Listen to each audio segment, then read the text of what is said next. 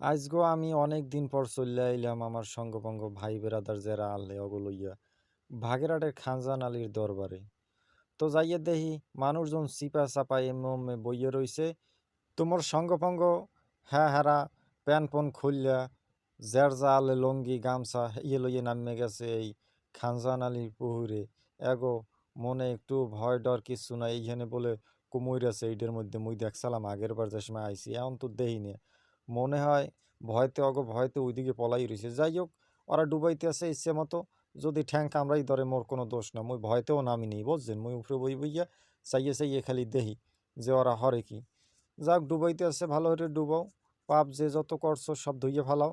এর মধ্যে দেখি বডি বিল্ডার আলামিন, ও বডিটার তো ভালোই বানাইছে। এবার কেটা চেঙ্গিস খান। যাক দাদা হে চশমা চোহে লইয়া একেবারে নামে গেছে, আবার খুললে একটু দেহেও চোহে দেহে নাকি। যাই হোক, আলামিনে ভাবলো একেবারে সালমান খানের মতো। সলেমান খান ফেল। কিন্তু যাই হোক, এইখানে দাও দুষ্ট দুইটা পোলা একসের দুষ্টমি করে ও গাডালতে আছে। ও দুইটা খুব দুষ্ট দেন ওই। এরা ডুবোডুবি করে কোন জায়গায় আইয়া, এই জায়গায় কি এইগুলো সম্ভব? যাই হোক, আমি আগে ইয়ে তুললাম,